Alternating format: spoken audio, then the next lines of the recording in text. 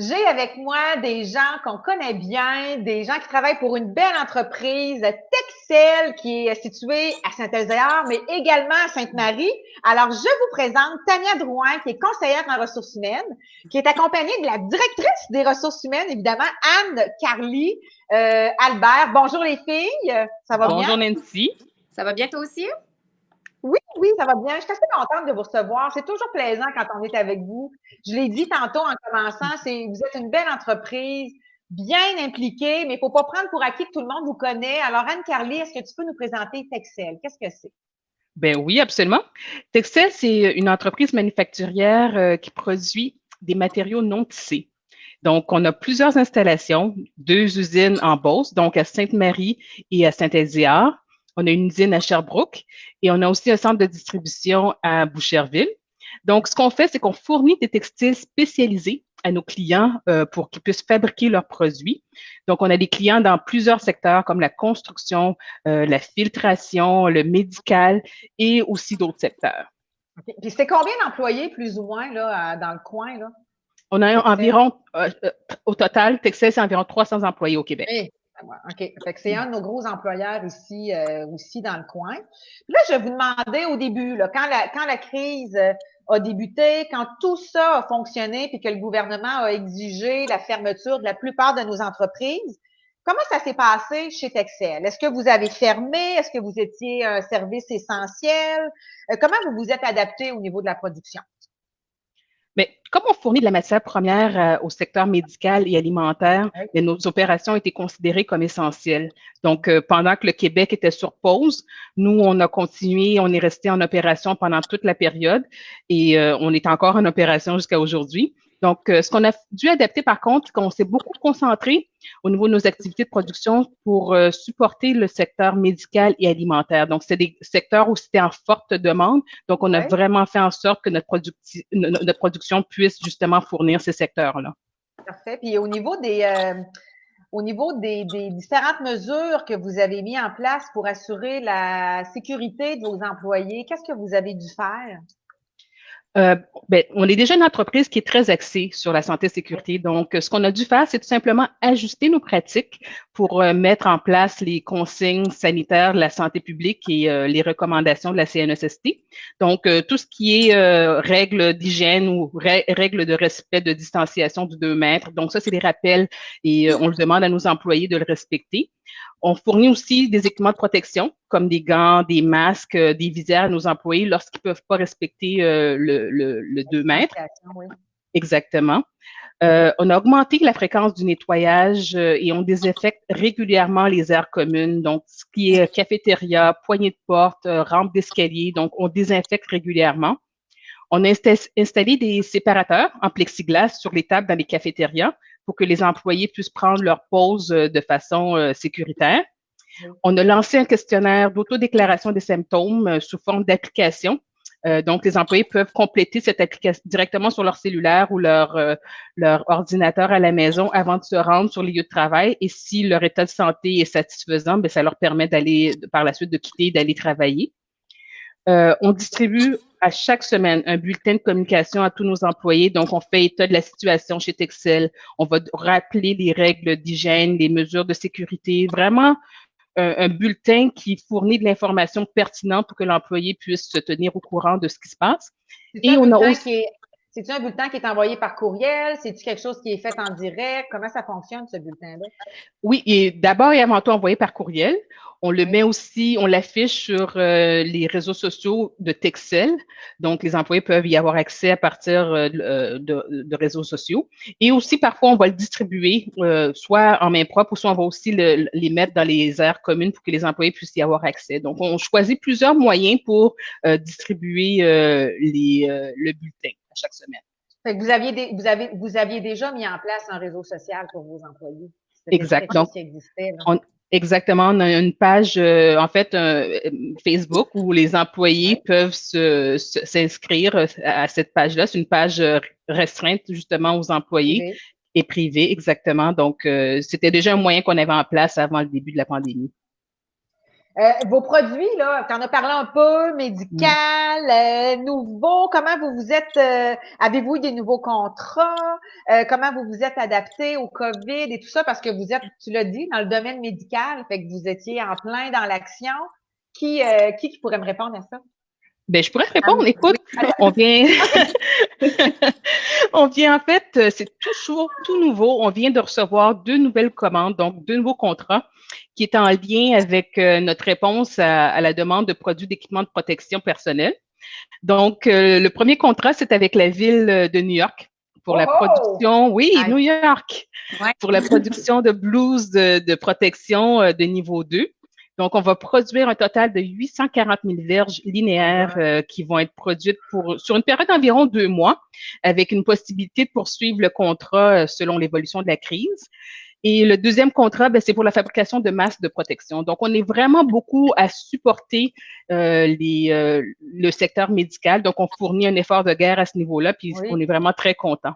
C'est bien aussi que les Américains fassent confiance à un distributeur quand même avec des produits qui sont fabriqués au Canada, on s'entend. Je sais bien qu'il y a un lien Exactement. pareil avec les Américains, mais puis surtout que New York a été touché de plein fouet aussi avec le COVID il y a quelques semaines. On l'avait vu. Ah, c'est donc bien le fun. Puis, on veut juste rappeler aussi aux gens que vous êtes un distributeur. Tu sais, vous vendez pas directement aux consommateurs. Vous allez vous distribuez des produits à des gens qui, eux, le vendent directement aux clients.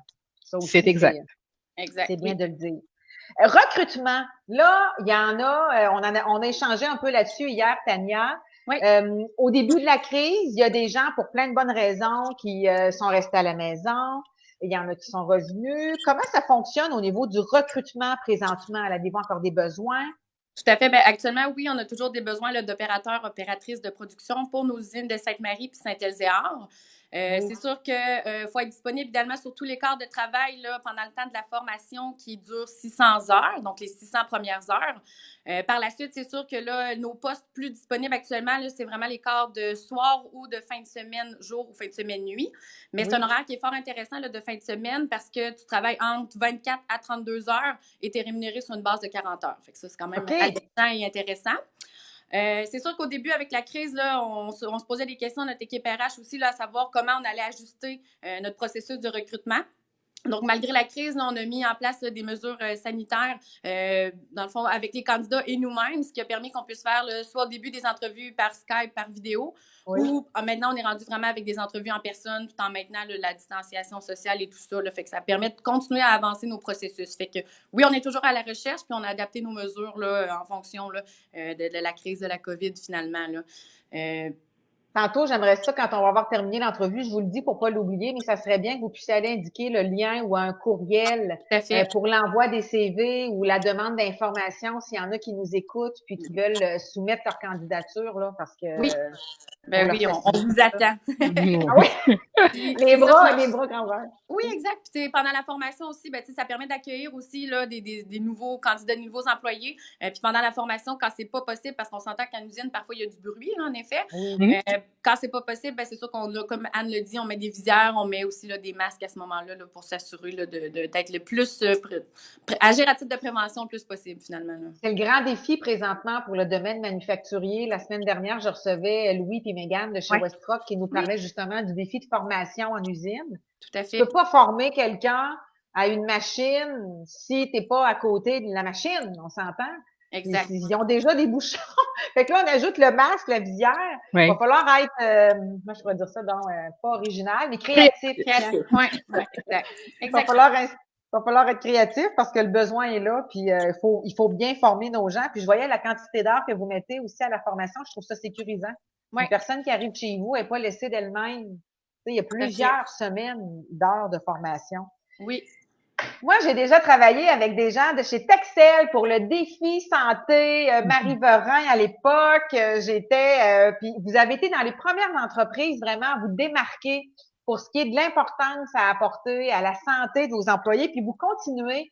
Vous avez gagné aussi plusieurs prix, entreprises en santé. Puis là, en plus, vous aviez eu un autre défi juste avant le début du COVID.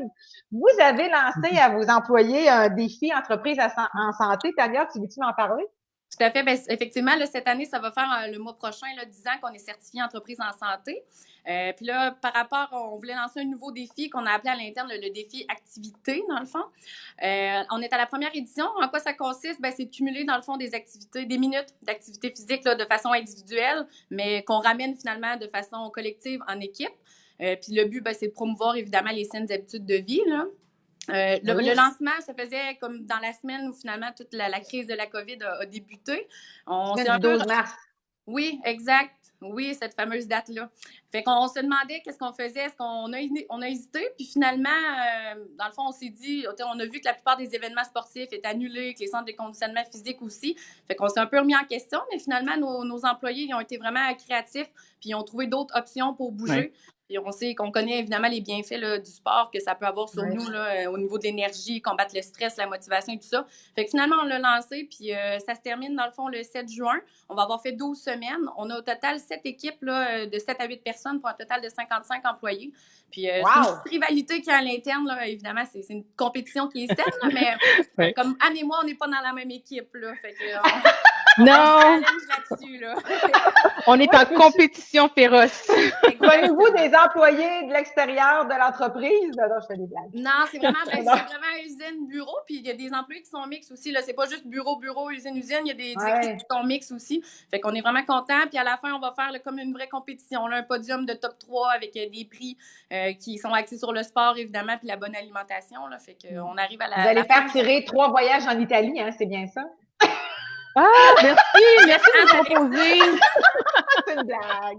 C'est une blague, mais écoute, je lance ça comme ça. Là. C'est une bonne idée, on va regarder ça. Il y a beaucoup de gens qui nous écoutent présentement. Si jamais il y en a qui ont des mots d'encouragement ou des choses à écrire là, via les commentaires de la page Facebook, n'hésitez pas parce que les trois, avec la plateforme qu'on a, on est capable de lire vos commentaires. Fait qu'n'hésitez pas à interagir avec nous. Ça va nous faire plaisir de vous lire. Alors, entreprise en santé, on en a parlé. Ça fait 3 fois que je le dis, mais oui, vous êtes très impliqués dans la communauté d'affaires, mais aussi au sein de la société de la Nouvelle-Beauce. L'achat local, votre chambre a parti une belle campagne d'achat local. Hashtag, on l'a ici, en Nouvelle-Beauce, achetons Beauceron. Je voudrais obtenir votre opinion sur c'est quoi pour vous l'achat local. Bien, c'est sûr qu'évidemment, encourager le local, ça permet de faire rouler l'économie de la région, là, on s'entend. De notre côté, bien, c'est sûr que pour certains masques qu'on utilise, des produits désinfectants ou même des enseignes, là, on a fait affaire avec des compagnies de la région. Donc, on a encouragé là, des gens de chez nous, finalement. Aussi, bien, on est conscient que d'appuyer des entreprises ici, ça permet de les aider dans une période qui est peut-être plus difficile actuellement là, pour eux. Et ça permet aussi d'aider les travailleurs, les employés qui travaillent pour ces organisations-là. Et c'est des employés du coin que souvent le monde est petit, on les côtoie aussi. Là. Fait qu'on est conscient là, de l'ampleur que ça peut avoir là, d'encourager local. Puis bien entendu, bien souvent, évidemment, c'est des produits qui sont de très bonne qualité, qui fait aussi que c'est plus durable que des produits peut-être achetés ailleurs, finalement. Là. Tout à fait. Écoute, j'aurais pas pu mieux répondre à cette question-là. Et puis, votre Chambre de commerce et d'industrie Nouvelle-Beauce, ça fait plusieurs années que Texel, vous êtes membre de la Chambre. Qu'est-ce que vous venez y chercher ou y donner? Qu'est-ce que ça signifie pour vous être membre de votre Chambre? Bien, d'abord, c'est un réseau de contacts qui est important. Ça, c'est sûr. Là, la Chambre grandit d'année en année aussi, fait que c'est fort intéressant pour nous. Ça permet aussi d'aller chercher des informations transmises par le biais, évidemment, de la Chambre et des membres, puis ça permet des découvertes qui sont enrichissantes que des fois, dans notre milieu ou quoi que ce soit, on n'aurait peut-être pas la chance de connaître aussi. Ça permet évidemment une visibilité pour notre entreprise là, Texel. C'est des événements aussi qui sont très créatifs, dynamiques évidemment, avec toi aussi là, en tête de tout ça, avec ton équipe. Et c'est une base régulière, donc c'est le fun parce qu'il y a tout le temps une fréquence là, continue, fait que ça, on l'apprécie énormément, vraiment. Puis évidemment, bien, la Chambre de commerce est active, axée sur ses membres, puis axée sur la région, fait que c'est sûr que c'est un plus pour Texel et les autres membres de la Chambre de commerce. Là. Hey, merci. Les filles, on a déjà passé au travers de tout le contenu qu'on voulait partager. Ben oui. Merci beaucoup. Merci, Anne-Carly. Mais merci. Merci à toi, Nancy. C'est le fun de voir des gens aussi dynamiques. Texel, une entreprise qui existe depuis, écoute, là, je ne l'avais pas dit que je vous le demanderais, mais ça fait combien d'années que ça existe à peu près, Texel?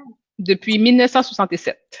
Exact. Ça fait 10, 11 ans, ça fait 50 plus que 50 ans, exact. Plus que 50 ans. Alors, merci beaucoup les filles. Merci. Bonne journée, Merci. puis on vous souhaite Bonne journée. d'avoir plein de beaux CV puis de belles Oui. candidatures pour Merci. combler des postes. N'hésitez pas à nous envoyer des CV. C'est bon. Salut les filles. Bye. Bye bye. Bye.